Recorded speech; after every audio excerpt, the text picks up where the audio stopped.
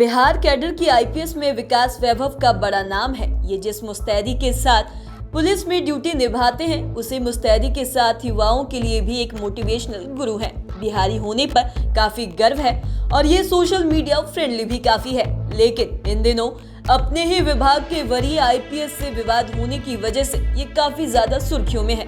ऐसे में हम आपको बताएंगे कि तेज तर्रार आईपीएस विकास वैभव के बारे में। सबसे पहले 5वें नंबर की बात करते हैं। बिहार के बेगूसराय स्थित एक छोटे से गांव बेहट के रहने वाले विकास वैभव 2003 बैच के अधिकारी हैं और ये केवल पुलिस पदाधिकारी ही नहीं बल्कि पुलिस की तरह ही समाज सेवा में भी उसी तत्परता और समर्पित भाव में लगे रहते हैं। अपराधियों के लिए ये कट्टर दुश्मन तो गरीब गुरबों व सामाजिक लोगों के लिए मित्र से भी बढ़कर है। इन्होंने महज 23 साल की उम्र में देश की सर्वोच्च सिविल परीक्षा यानी कि यूपीएससी एग्जाम को क्रैक किया था और इन्हें आईपीएस रैंक मिली थी। बता दें कि इनकी बुनियादी पढ़ाई बेगूसराय में ही हुई थी और यूपीएससी के पहले इन्होंने आईआईटी की परीक्षा को भी क्रैक किया और कानपुर से आईआईटी की डिग्री ली। फिर इंजीनियरिंग की पढ़ाई पूरी करने के बाद इन्हें देश और विदेश की 2 कंपनियों में इंजीनियरिंग की नौकरी का ऑफर भी मिला, लेकिन इनके मन में तो सिर्फ आईपीएस बनने का ही विचार पल रहा था। फिर क्या, तो ये लग गए सिविल सेवा की तैयारी में और फिर बन गए आईपीएस।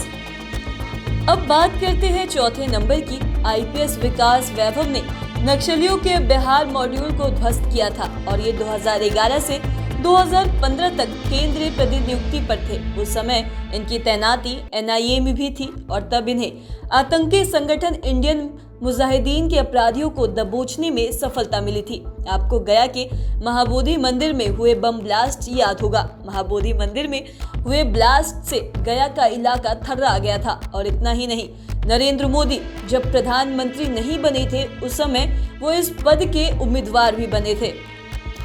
2024 का लोकसभा चुनाव होने वाला था और इस चुनाव से ठीक पहले वो पटना में आयोजित बीजेपी की रैली को संबोधित करने आए थे। उस समय पटना जंक्शन से लेकर गांधी मैदान तक में कई ब्लास्ट हुए थे और इतना ही नहीं, नरेंद्र मोदी जब भाषण दे रहे थे तब भी मैदान में ब्लास्ट हो रहे थे।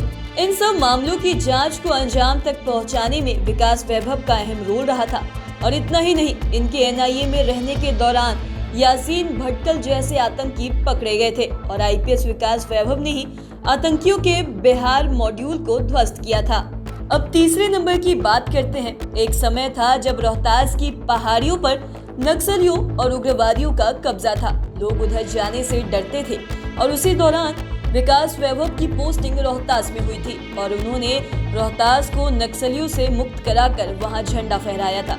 दरअसल रोहतास जिले को लेखक फरिश्ता ने अभेद दुर्ग कहा है, लेकिन जब विकास वैभव की वहां एसपी के पद पर पोस्टिंग हुई तो उन्हें पता चला कि रोहतास किला पर तो आजादी के बाद से तिरंगा फहराया ही नहीं गया है और किला पर नक्सलियों और उग्रवादियों का बलबोला था और काला झंडा लहराने की परंपरा थी।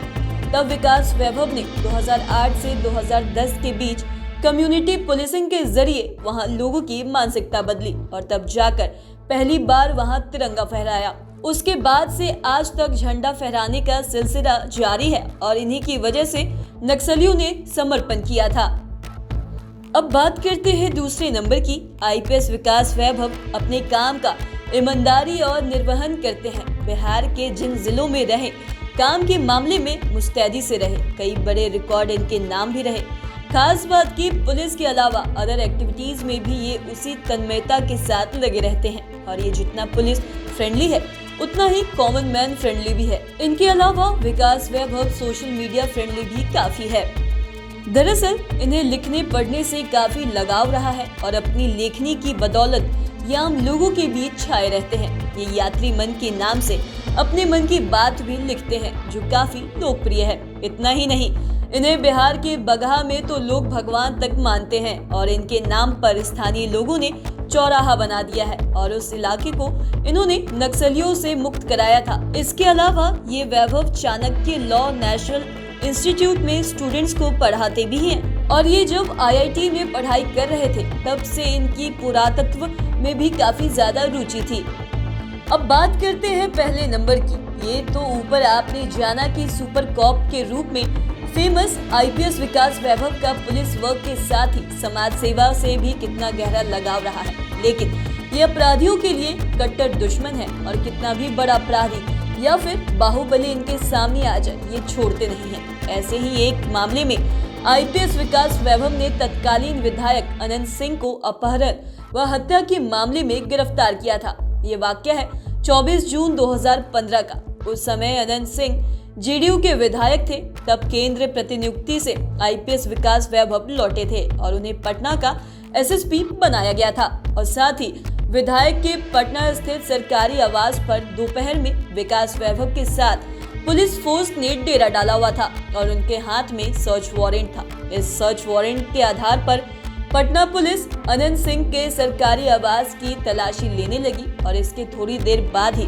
पुलिस की दूसरी टीम विधायक के लदमा स्थित पैतृक आवास में पहुंची और वहां एसपी मनोज तिवारी के नेतृत्व में सर्च ऑपरेशन शुरू हो गया, जबकि पुलिस की तीसरी टीम अनंत सिंह के बाढ़ स्थित आवास पर पहुंच गई थी और इनके तीनों आवास पर एक साथ एक ही वक्त में सर्च ऑपरेशन चल रहा था। हर स्थिति में मुकाबला करने के लिए कई थानों की पुलिस को बुला लिया गया था और अनंत सिंह के एक आवास से इंसास राइफल की एक खाली मैगजीन मिली तो घर से बुलेट प्रूफ जैकेट भी बरामद किया गया था और इसके बाद 4 घंटे की जहोजहद के बाद विधायक अनंत सिंह को गिरफ्तार किया गया था और उस समय अनंत सिंह की गिरफ्तारी नेशनल मीडिया की सुर्खियों में छा गई थी। बता दें कि इस मामले में अनंत सिंह को सजा हुई और इसके बाद उनकी विधायकी चली गई।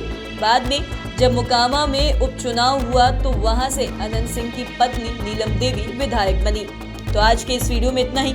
अगर आपने अब तक हमारे चैनल को सब्सक्राइब नहीं किया तो तुरंत कर ले। साथ ही हमारे फेसबुक पेज को लाइक करें। वीडियो देखने के लिए आपका धन्यवाद।